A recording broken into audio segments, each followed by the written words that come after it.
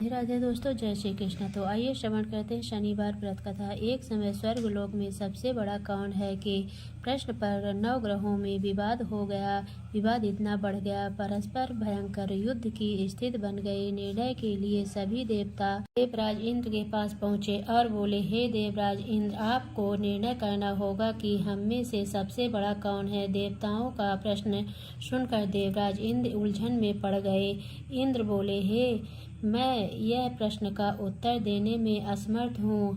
हम सभी पृथ्वीवासी उज्जैनी नगरी में राजा विक्रमादित्य के पास चलते हैं। देवराज इंद्र सहित सभी ग्रह देवता उज्जैनी नगरी पहुँचे। महल में पहुँचकर जब देवताओं ने उनसे अपना प्रश्न पूछा तो राजा विक्रमादित्य भी कुछ देर के लिए परेशान हो उठे, क्योंकि सभी देवता अपनी अपनी शक्तियों के कारण महान थे। किसी को भी छोटा बड़ा कह देने से उनके क्रोध के प्रकोप से भयंकर हानि पहुंच सकती थी। अचानक राजा विक्रमादित्य को एक उपाय सूझा और उन्होंने विभिन्न धातुओं स्वर्ण, रजत, चांदी, कांसा, ताम्र, तांबा, शीशा, रांगा, जस्ता, अभ्रक व लोहे के 9 आसन बनाए। धातुओं के गुणों के अनुसार सभी आसनों को एक दूसरे के पीछे रखवाकर उन्होंने देवताओं को अपने अपने सिंहासन पर बैठने को कहा।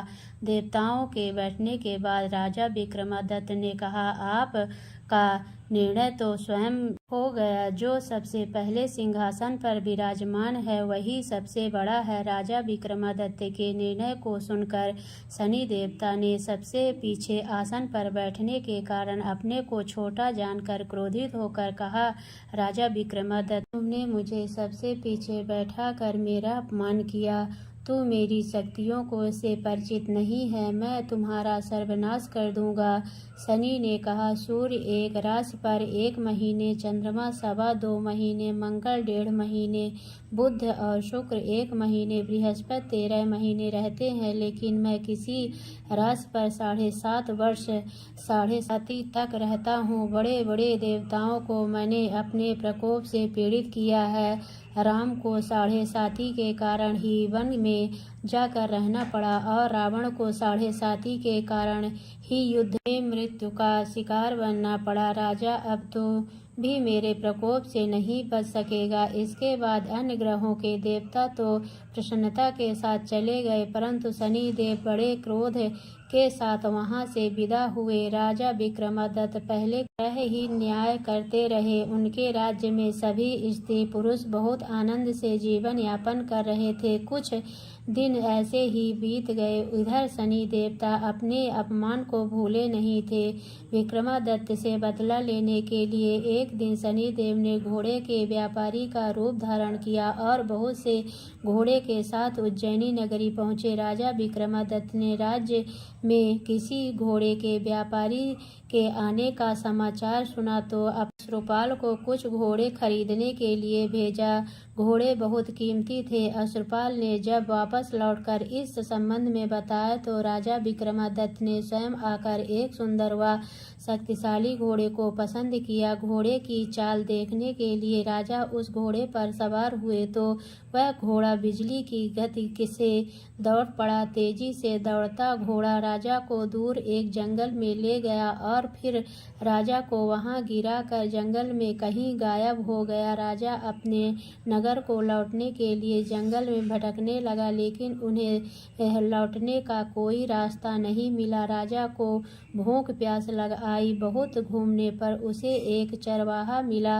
राजा ने उससे पानी मांगी। पानी पीकर राजा ने उस चरवाहे को अपनी अंगूठी दे दी। फिर से रास्ता पूछकर वहां जंगल से निकलकर पास के नगर में पहुंचा। राजा ने उस सेठ की दुकान पर बैठकर कुछ देर आराम किया। उस सेठ ने राजा को बातचीत की तो राजा ने उसे बताया कि मैं उज्जैनी नगरी से आया हूँ। राजा के कुछ देर दुकान पर बैठने से सेठ जी की बहुत बिक्री हुई। सेठ ने राजा को बहुत भाग्यवान समझा और खुश होकर उसे अपने घर भोजन के लिए ले गया। सेठ के घर से में सोने का एक हार खूंटी पर लटका हुआ था। राजा को उस कमरे में छोड़कर सेठ कुछ देर के लिए बाहर गया। तभी एक आश्चर्यजनक घटना घटी। राजा के देखते देखते सोने के उस हार को खूंटी ने निगल लिया। सेठ ने कमरे में लौटकर हार को गायब देखा तो चोरी का संदेह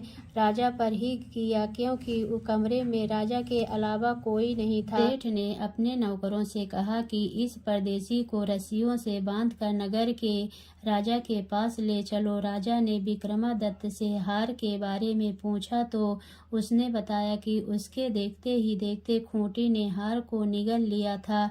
इस पर राजा ने क्रोधित होकर चोरी करने के अपराध में विक्रमादित्य के हाथ पांव काटने का आदेश दे दिया। राजा विक्रमादित्य के हाथ पांव काटकर उसे जंगल की सड़क पर छोड़ दिया गया। कुछ दिन बाद एक तेली उसे उठाकर अपने घर ले गया और उसे अपने कोल्हू पर बैठा दिया। राजा आवाज देकर बैलों को हाँकता रहता। इस तरह तेली का बैल चलता रहता।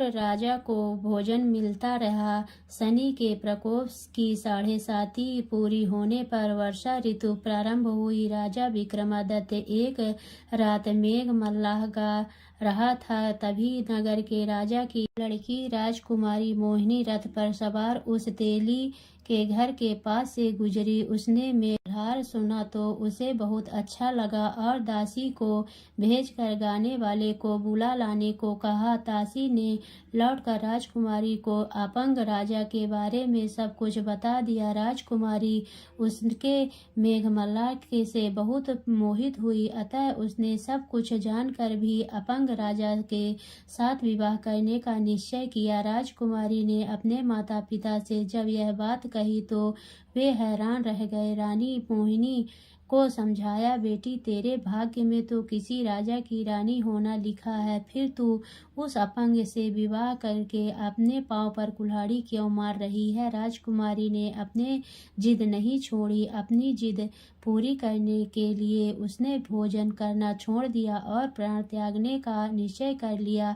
आखिर राजा रानी को विवश होकर अपंग विक्रमादित्य के साथ राजकुमारी का विवाह करना पड़ा। विवाह के बाद राजा विक्रमादित्य और राजकुमारी तेली के घर में रहने लगे। उसी रात स्वप्न में शनिदेव ने राजा से कहा, राजा तुमने मेरा प्रकोप देख लिया, मैंने तुम्हें अपने अपमान का दंड दिया है। राजा ने शनिदेव से क्षमा करने को कहा और प्रार्थना की, हे शनिदेव आपने जितना दुख मुझे दिया है अन्य किसी को न देना। शनिदेव ने कुछ सोचकर कहा, राजा मैं तुम्हारी प्रार्थना स्वीकार करता हूँ। जो कोई स्त्री पुरुष मेरी पूजा करेगा, शनिवार को व्रत करके मेरी व्रत कथा सुनेगा, उस पर मेरी अनुकंपा बनी रहेगी। प्रातःकाल राजा विक्रमादित्य की नींद खुली तो अपने हाथ पांव देखकर राजा को बहुत खुशी हुई। उसने मन ही मन शनिदेव को प्रणाम किया। राजकुमारी भी राजा के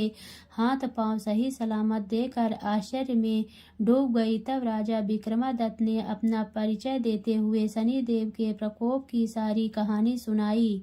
सेठ को जब इस बात का पता चला तो दौड़ते हुए तेली के घर पहुंचा और राजा के चरणों में गिरकर क्षमा मांगने लगा। राजा ने उसे क्षमा कर दिया, क्योंकि यह सब तो शनिदेव के प्रकोप के कारण हुआ था। सेठ राजा को अपने घर ले गया और उसे भोजन कराया। भोजन कराते समय वहां एक आश्चर्यजनक घटना घटी। सबके देखते देखते उस खूंटी ने हार उगल दिए। सेठ जी ने अपनी बेटी का विवाह भी राजा के साथ कर दिया और बहुत से स्वर्ण आभूषण धन आदि देकर राजा को विदा किया। राजा विक्रमादित्य राजकुमारी मोहिनी और सेठ की बेटी के साथ उज्जैनी पहुंचे तो नगरवासियों ने हर्ष से उनका स्वागत किया। अगले दिन राजा विक्रमादित्य ने पूरे राज्य में घोषणा कराई कि शनिदेव सब देवों में सर्वश्रेष्ठ हैं। प्रत्येक स्त्री पुरुष शनिवार को उनका व्रत करे और व्रत कथा अवश्य सुने।